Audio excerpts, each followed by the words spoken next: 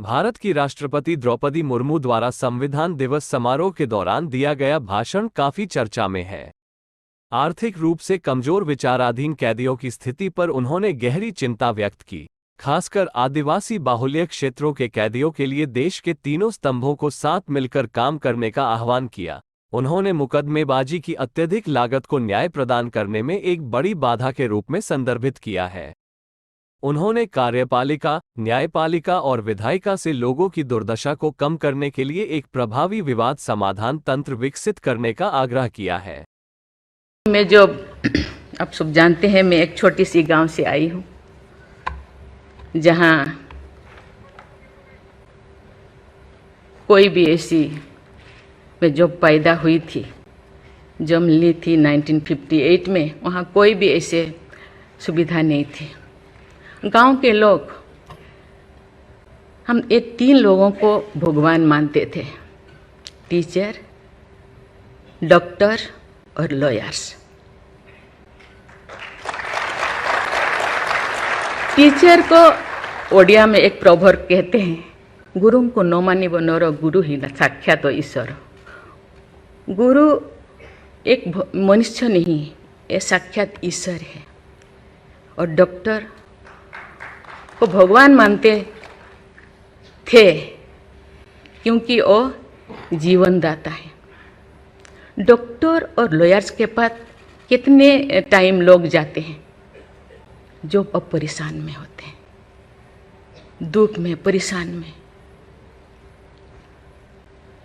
जिंदगी या उनके पास जो भी हो, धन दौलत, जमीन, जो भी जायदाद देने के लिए तैयार हो जाते हैं कि हम लोग परेशान से थोड़ा पार करो।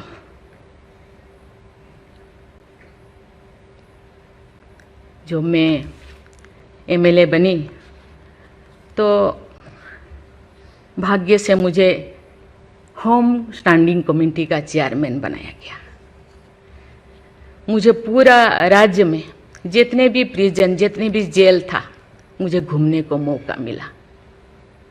ऐसे नहीं कि मुझे भेजा गया, मैं जानना चाहती थी वहाँ लोग, कौन लोग वहाँ होते हैं, क्या करते हैं, क्या खाते हैं, कैसे जीते हैं, कैसे कैसे परेशानी में, क्यों, क्या वो गुनाह किया, क्या क्राइम किया, क्यों यहाँ पड़े हैं। कोई 10 साल से, कोई 20 साल से, कोई 25 साल से, कोई 30 साल से जिंदगी वहाँ वो बिता रहे थे। आप सब जानते हैं स्टैंडिंग कमेटी का काम है रिपोर्ट देना। मैंने आके सभी होम डिपार्टमेंट के जितने भी ऑफिसर्स को मैं बुलाती थी, मीटिंग करती थी, डीजीपी को कहती थी, सीएम को जाके अपना जो भी अनुभव मैं बताती थी। थोड़ा बहुत कुछ हुआ, लेकिन जो मैं चाहती थी वो नहीं हो पाया। लेकिन भाग्य से मुझे गवर्नर बनाया गया। इसी तरह की, ऐसे पीछे वाला स्टेट में, जैसे कि ओडिशा जैसे पीछे है, ऐसे ही मुझे झारखंड में बनाया गया, गवर्नर बनाया गया। मुझे एक मौका मिला कि सुप्रीम हाई कोर्ट जजों के साथ, एक जज यहीं पे, हाई कोर्ट जज यहीं पे बैठे हैं, बॉस जी, मैंने देख रही हूँ, 4-5 ऐसे चीफ जस्टिस के साथ मुझे काम करने का, वार्ता करने का मुझे मौका मिला। वीरेंद्र सिंह मुझे तो शपथ दिलाए थे, उनसे भी मैं बात की, लेकिन वो ज़्यादा दिन उनका हो गया टेन्योर, तो मेरे साथ नहीं काम किया। लेकिन 2-3 इनके साथ भी बात की, लेकिन ये भी ज़्यादा दिन नहीं, वो तो यहाँ आ गए। लेकिन ऐसे 2 सुप्रीम कोर्ट जज, एक है पीके महंती और एक है डीएन पटेल। डीएन पटेल तो सुप्रीम कोर्ट की जज तो, हाई कोर्ट की ये तो जज तो नहीं बन पाई ये है, तो फिर वो इंचार्ज थे। लेकिन वो बहुत ही, उनको मैं अप्रिशिएट करना चाहूँगी। मुझे पता नहीं आपका क्या ख्याल है, मुझे तो उनके ऊपर बहुत अच्छा ख्याल है। मैं अपनी बातें मैंने कहने लगी, तो क्योंकि मैं थोड़ा उनके लिए कुछ करना चाहिए आप लोगों को, क्योंकि कौन लोग हैं जेल में, कौन लोग हैं। ना उनको फंडामेंटल राइट्स के बारे में पता है, ना उनको प्रियम्बल के बारे में पता है, ना फंडामेंटल ड्यूटी के बारे में पता है। थोड़ा बहुत कुछ कर दिया, किसी को थप्पड़ मार दिया। अब जानते हैं वहाँ के लोग थोड़ा खाने पीने में, दूसरा चीज़ खाने पीने में माहिर होते हैं, है ना। थोड़ा बहुत कुछ ऐसे कर दिया, किसी को थप्पड़ मार दिया, क्या क्या दफा लगा दिया जो लगाना नहीं चाहिए, लेकिन वो सब क्योंकि आजकल ऐसे बहुत सारा होता है, तो ये सालों साल उनको छुड़ाते नहीं है। उसका कारण जो भी बचा कुचा है ना घर पे, जमीन जायदाद जो भी अपना यूटेंसिल वो खत्म हो जाएगा, इसीलिए जाते नहीं, छुड़ाते नहीं। मैंने बोली इनके लिए तो कुछ करना होगा, केवल सी सिविल जो लोग ये नहीं है। आप जानते हैं गवर्नर चांसलर होते हैं यूनिवर्सिटी का केसेस भी, ये जितने भी यूनिवर्सिटी का वाइस चांसलर, जितने प्रोफेसर कोर्ट का चक्कर लगाते रहते हैं, क्लास में टीचर नहीं होते, क्योंकि रोज चक्कर सालों साल, ये क्या हो रहा। तो मैंने बोली कुछ तो करना चाहिए। लेकिन मैं धन्यवाद देना चाहती हूँ, वहाँ तो अपना एक संस्था बनाया है झालसा, है ना, उसके जरिए वो एक दिन में ऐसे काम किए, दिन रात, एक दिन में वो शायद 5,000 होगा। एक बार पीके मिश्रा उन दिनों यहीं पे चीफ जस्टिस थे, उनको बुलाया गया, एक दिन में 5,000 केसेस वो ख़त्म कर दिए। सेकेंड टाइम फिर ऐसे ही लिए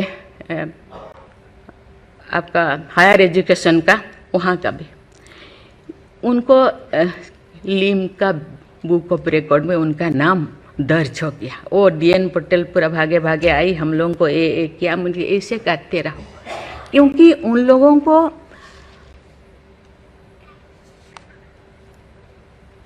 इतने साल गुनाह किया है कि नहीं किया है, ट्रायल पे अभी तो है। मैंने बोली ABCD कुछ करो, A20 ऐसे कैटेगराइज करो, उनका ख़त्म करो। ये सरकार के ऊपर ये बोझा बनते हैं। हम उनको, ये तो अभी तो ह्यूमन राइट्स भी है, आके उनको हम स्किल्ड करा सकते हैं। बाहर भी वो आना नहीं चाहते, क्योंकि बाहर आके समाज उनको बुरा मानेगा। इसीलिए मैं इस चीज़ को आपके ऊपर छोड़ रही हूँ, क्योंकि ये क्यों नहीं जाते हैं गांव के लोग छुड़ाने के लिए। बहुत सारे लोग क्या क्या करते हैं पता नहीं, जिंदगी ख़त्म कर देते हैं, लेकिन बाहर में घूमते हैं। इसके लिए आपके ऊपर मैं छोड़ती हूँ, क्योंकि ये जो 3 जो स्तंभ है, 3 जो विंग है, लेजिस्लेचर, एग्जीक्यूटिव और जुडिशियरी, कहीं कहीं जनसाधारण के लिए, देश के लिए, लोगों के लिए, तो कहीं कहीं सबका मन, सबका सोच एक होना चाहिए। चेक एंड बैलेंस तो होना चाहिए, लेकिन कहीं कहीं हम लोगों को एक साथ मिलकर काम करना चाहिए। जैसे जैसे लोग, पहले तो गांव में हर चीज़ ख़त्म होता था, बहुत सारे चीज़ें जी, बहुत सारे सोसाइटीज़ है, बहुत सारी चीज़ें गांव में ही ख़त्म हो रहा है। आज छोटी छोटी बात में लोग जाते हैं, उसको कुछ किया जा सकता है, बैठ के बात करना है। और उसको मुझे लगता है लोगों को, हम लोगों के लिए है, लोगों के द्वारा है, इसीलिए लोगों के लिए सोचना हम लोगों का काम है। आप लोग सब यहाँ जो बैठे हैं, बहुत अनुभवी, बहुत ज्ञानी गुणी जजेस बैठे हैं, आपको सोचना है, हम सबको एक रास्ता निकालना है।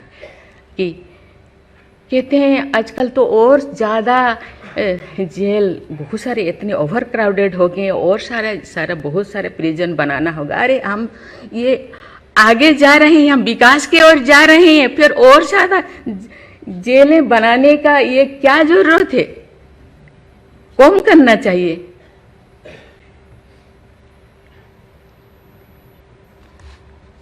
मैं सब आपके ऊपर छोड़ रही हूँ। यहाँ लॉ मिनिस्टर है और आप सब जो जैसे मैं अपने बात को अधूरा रखी, बाकी जो नहीं बोल रही हूँ वो चीज़ को आप समझिए।